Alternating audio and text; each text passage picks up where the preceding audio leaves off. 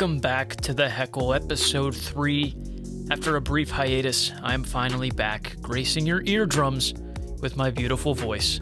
Well, you might disagree with that last part, but anyway, Nick Hedrick back again, welcoming you to the program. I'm really sorry about the little hiatus there. This real life thing is still kind of new to me, being a college graduate. The mental strain of like, wow, all my friends are going back to school, and, well, not all of them.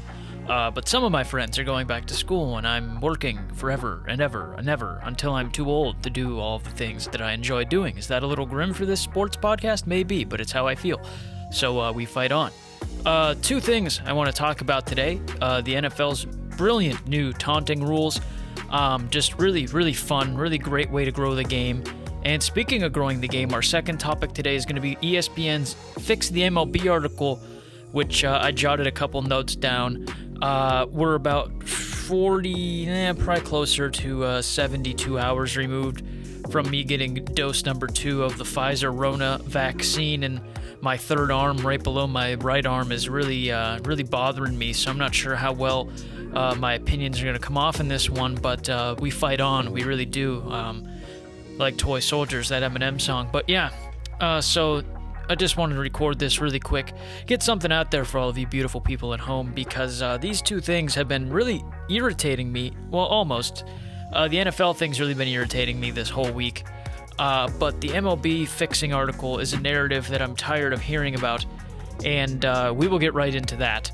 After, however, we talk about the NFL's taunting bullcrap. So let's get right into that to start off today's episode.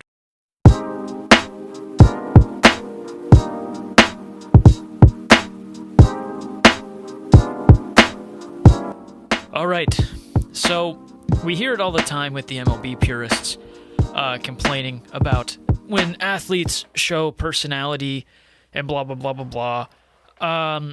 And I think that's in part what's hurting the MLB. But now it's seemingly coming over to the NFL in the sense that the new taunting crackdown penalties are on. I already thought they were pretty strict to begin with, and then we saw Benny LeMay's run. I hope it's pronounced LeMay. I'm not really familiar with Colts' fourth-string running backs. No offense to Benny. But he had a really impressive run. I'm sure you saw it in preseason. Carried half the other team on his back. Got up, kind of did the flexy kind of let's go yell. And flag flies in, and he gets a penalty. Chorus of boos sails throughout the stadium. And for good reason, because what on earth is this crap? What is this? Who sat down and said, this is a good idea? Probably John Mara, don't know his name, Giants owner, who I have written off as resident buffoon. And you can say, well, you look like a buffoon. You don't know how to pronounce his last name. Listen, the Giants beat Tom Brady in the Super Bowl twice. I don't have an interest in them outside of that other than Saquon Barkley. Okay, they did what they needed to do. I'm very thankful for them for doing that. But I don't care to learn the owner's name. Doesn't impact me at all. All I know is he's one of the buffoons that signs off on this. And he's been in the news all week as well for going, as part of the committee, I think that we really need to be cracking down on these sorts of things. And the only question I pose is why? Why do we need to crack down on these sorts of things? Do you know why people watch sports? Because they're fun. The NFL is supposed to be fun. Okay? And I don't know why taunting is frowned upon. Mimicking a guy who's been talking trash to you on Twitter all week, pointing first down in someone's face after they were probably talking crap to you at the line of scrimmage. I think that's fun. You know why? Because there's rivalry there. There's that kind of competitive edge that people want to see when they're watching a sporting event, that little added incentive to be invested in what's going on. And so that's what makes these things intriguing to a viewer. All right? That's exciting. That's like, oh man, I don't give a damn about the Chargers and Dolphins game, but I'm going to watch it now because these two guys are going back and forth on Twitter and they might get into something on the field. That's what makes you watch a game like that. But now, guys like Benny LeMay go on a run, they flex and go, and they get a flag that offsets the run. What sense does that make? What are we trying to prioritize here, okay? Because it's very confusing to me why this this long run of like 15 yards is completely negated because he taunts by flexing. Like, oh my gosh, that's inhumane. How disrespectful to the other team. And a great point that's been brought up on social media has been how ticky-tacky are these calls going to be in the regular season when games matter, and a guy aggressively points first down and they decide that's taunting, but someone does it on the other team and they decide, it wasn't egregious enough to make it taunting. It's just a lot of gray area, and it is going to ruin some sort of a regular season game. There's not a doubt in my mind that one of these dumb penalties is going to come into play and ruin an actual NFL game that is not preseason with a bunch of fourth and fifth stringers playing, okay? You have my word that this will impact a team in a negative way, and it will be much more blown up when that happens than it was now. Right now it's blowing up because it's like, oh man, can you believe these guys? Can you believe how serious they're taking this? But when it happens in the regular season and it impacts someone negatively in a game that is meaningful, the wheels are going to blow right off the covered wagon, okay? No one's making it down the Oregon Trail. It is going to be a disaster, an absolute disaster when there's no consistency with what falls under these new taunting rules. And I, for one, can't wait to see it. What I can wait is, I can't really wait, is to hear more of an explanation as to why people think this is a good idea. Like I said, John Mara don't know. John Mayer don't know. Says, he said it was a good idea. He didn't want this kind of thing to be in the game. And as I said earlier, why? Why is it bad for people to have personality, to get that little competitive edge, to get in someone's face and say, you're damn right, I just scored on you after you talked crap on Instagram and were in my girl's DMs all week. And, what's the harm in taunting that? It's supposed to be fun. It gives you that kind of fun feeling like, hell yeah, I saw them going back and forth on it on Twitter and he got the upper hand and I hate the other guy. Like, it's fun. It makes the game fun. That's really all it comes down to. And in what league can you not flex after getting a big run, but you can go down and score a touchdown and get at a Congo line like you're at a wedding and all 60 guys are dancing down the field, kicking their legs to the left, to the right. They do the Cupid shuffle. They walk it by themselves. They do the Macarena. And, it's like a whole choreographed thing where people talk about it on social media. What should I do this week when I score? And their whole team comes out and it looks like a flash mob going on in the end zone, but you can't point first down. You can't flex. What does that, I can't even think. What sense does that make? What sense does it make? Where that's acceptable, but you can't celebrate a first down accordingly, or you can't celebrate a big gain accordingly. It makes no sense. Why are all of these old people trying to make sports not fun? It makes no sense to me. Who's going to turn that on and see that and be like, oh man, I can't believe this. They're taunting each other. Oh no. That makes me want to turn it off. If anything, that makes me want to keep watching. They're idiots. That's what's going to kill every sport, is old people thinking they know what younger viewers want. And it's only going to get worse as long as they're in charge. I mean, it's ridiculous. If I want to watch two guys play slap ass and be all, good game, sir, congratulations, I'm going to watch the Golf Channel. Unless it's DeChambeau and Koepka. But literally, if any of this bothers you in these team sports, go watch golf. Go watch curling. I'm sure that's a very sophisticated game. Watch darts. I don't know. I've never heard of any darts beef. But to be completely honest with you, this is what makes these sports fun. And that segues right into the ESPN fixing the MLB article, which I don't believe anywhere in there they mentioned get rid of the old guard. And when I say that, that's entry number 9 into the list. Why do we care when someone slaps a dinger and they flip their bat? The pitcher could strike out someone, light his hat on fire, and do a ritual dance around it, and everyone would be like, yeah, he got out of a sticky situation. He's allowed to be amped up. But a batter goes yard and flips his bat, and everyone's like, that is disgraceful. Suspend him for the month. What is wrong with these kids? They need to respect the game. What? What sense does that make? Do you know what the MLB's issue is? It's marketing people as fun to watch, other than like Tatis and Trout and maybe Harper or a couple other guys. It's just a bunch of random people playing a sport that you don't care about because they don't know how to market them, because anytime they show a little bit of personality, and I've said this probably 500 times on our stuff before, they get in trouble.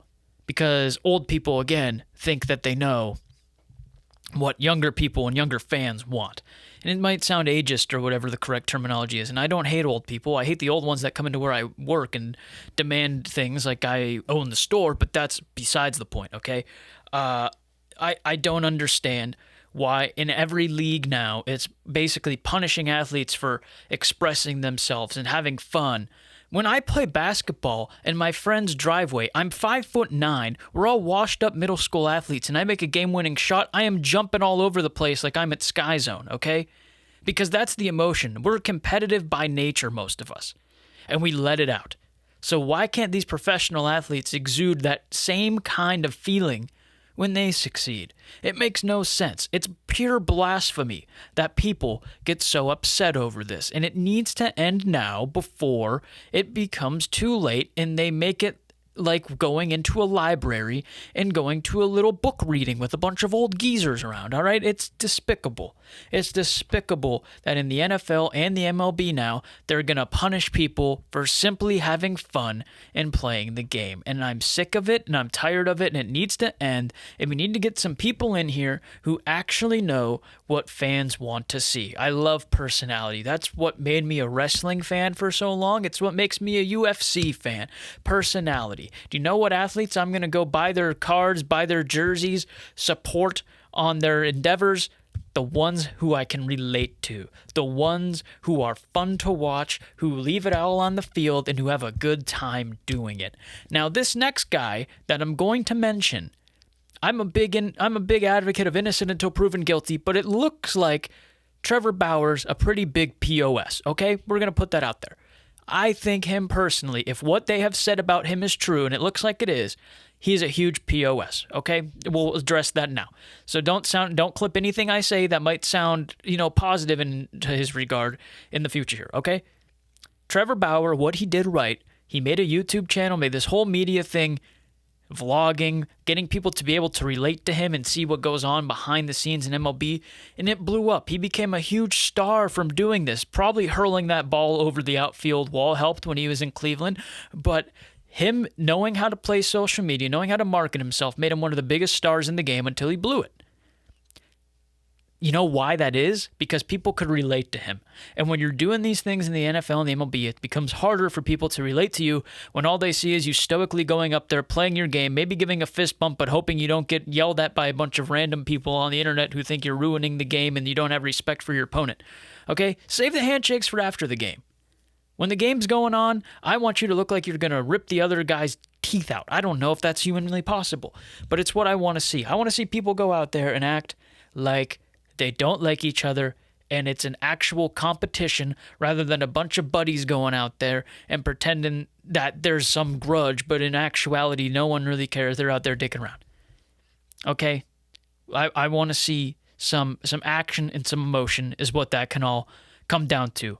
All right, moving on. MLB, ESPN's fixing the MLB. I already gave you my point number 9, which is let people be themselves, which tied in with the NFL thing.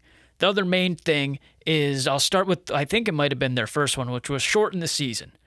And I get that a lot of baseball purists, a lot of the same ones that don't like the bat flipping, are probably going to be, well, it's 162 games. It's tradition. Well, here's the problem.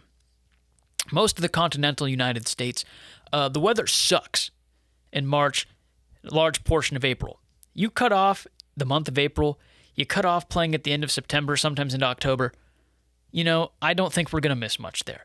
The thing that makes people love the NFL is that every game matters. There's not one game that you really don't feel like it matters unless there's a lot of clinched spots already going into the latter stages of the season and people start resting players, right? But the MLB got 162 games, and the first month's like, oh, how's my team going to do? And then, there's suddenly June and July are rolling around, and it's All-Star break time. And right after the All-Star break, it's like the balloon got let go of, and he didn't tie it off, and there's like that sound was probably marvelous. And you're like, I don't really care now. We'll see what happens in late September when the playoff pushes are starting, right? So do I like 162 games? I mean, yeah, because I like baseball. But at the same time, you knock off some games in April, you knock off the whole month of April, start in May, you knock off half of April, half of September, get rid of about 30 games. suddenly the games feel a little more meaningful. You're not playing games in the snow. You're not playing games where you have to wear a mink coat to go sit in the outfield and get cold air blown on you. The weather's a little better, and I think it makes sense. You might disagree, and that's fine. You're entitled to your opinion. I have mine. Clearly you care if you're listening, and I very much appreciate that. But I don't think shortening the season's that bad of an idea. And you might disagree, and that's fine. But I don't think it's a horrible idea. Pay minor leaguers more. Now, that's beautiful. Erie, where I'm from, I know they don't make much. I know it's literally insulting amounts of money. Pay them more. Yeah, go ahead. Pay them more. Keep the morale high in the minor leaguers. That's really all that needs to be said about that. Blackouts. Blackouts are the main thing here. Blackouts are one of the main things I want to talk about. People literally want to watch baseball, and they can't because they have so many random games blocked out. Did you see the Field of Dreams thing where they had a billboard that was like, end the blackouts or whatever it said? They literally want to watch the game. Why are they making it so difficult? Why are they making it difficult for things to be shared, clips to be shared on social media without copyright? If you want to grow your game with the younger audience that you need to allow the younger people to be more accessible to seeing the clips of your game. And you know how they do that? By watching it without blackout restrictions or by seeing it on social media. That's it. That's how you grow with this younger demographic that wants to see it. You give them what they want on the platforms they want, and boom, watch your social numbers grow. Watch them get invested in your players. They're not going to get invested in them if they can't see it or if they see them not showing any personality. You see how I keep going back to that? That's how much that upsets me. 100% that's what upsets me. There's pitch clock stuff, league realignment. I don't care about league realignment. I think a lot of the divisions make sense. Pitch clock, listen, man. I don't care about how long it takes the pitcher to throw a pitch. I really don't. If you're going to a baseball game, you know it's going to take 3 hours, right? You know it might take more in some cases, okay? It really doesn't matter. If you go into a baseball game and you genuinely like the sport, the pace of the game, unless it's insultingly long, it shouldn't really matter. I don't know what the data is on pitch clocks working or whatever. I really don't care. Because frankly, I think if you're going to a baseball game, you know what to expect. I don't think cutting off 5 minutes or 10 minutes because of a pitch clock is really going to make that big of a deal. Second thing I kind of disagreed with was robo-umps. Now, in theory, it would be a great idea. Okay? But I think as long as it's not insulting, seeing umpires with different strike zones within reason is pretty cool. It's pretty cool. Some guys have lower zones. Usually the pitches are still hittable. Maybe it's a little lower. Some more inside, some more outside, some up high. It's cool. It's different. Some, again, are incredibly bad, and that needs to be fixed. But I really like the idea of an umpire with maybe a different strike zone, as long as he's consistent with it, kind of making the pitcher feel it out and maybe have to adjust their game. I kind of like that idea. And I might be in the minority with that thought, but that's my opinion. That's my opinion. And if you really want to grow the game, know how to market your players better. And again, use the social media platforms. I was going to talk about the MLB's potential partnership with Barstool. And so I'll offer a very quick thought here. MLB needs younger viewers. That's undoubtedly why they're even entertaining this idea. And Barstool has done very scummy things. A lot of other outlets that you probably watch or read have also done very scummy things and are trying to push it out the door in this new era of people getting called out for the scummy things, and they're trying to sweep things under the rug. But if you look hard enough, in some cases you don't even have to look hard, almost every major news publication, sports or just hard news, has done some very scummy things. What makes Barstool different is that in the eyes of a lot of people, they are still doing very scummy things, okay? And so I think that's where the difference gets drawn. I think it's more of a headache for the MLB than anything. Again, I like some of Barstool's personalities. I'm not a fan of a lot of their content. I think some of it is, for lack of a better term, not too... I'm not a huge fan of the cancel culture and everything. I let people be themselves, but I think also we need to laugh at themselves, and that's as political as I'll ever get on this show. But I think that Barstool's content if it continues the way it is, like rating smoke shows of the week and stuff, that stuff is things you can't really do anymore while expecting to be marketable to a large audience, a national audience at least. So I think that content examples like that are going to make this really hard for it to last, even if it does get signed. I think the MLB backs out right away. But I don't know. I just think it's too big of a gamble for the MLB. And I think Barstool is in over their head a little bit in the sense of I don't think people are going to accept it, even if it does happen, and it's going to blow up in both of their faces. That's all the time we have today on the Heckle. That was a very fast, very energetic episode. Felt good. Probably just rambled on for a little bit like I'm doing right now. But you know what? Those are my opinions. I'm sticking to them. We'll see you next time.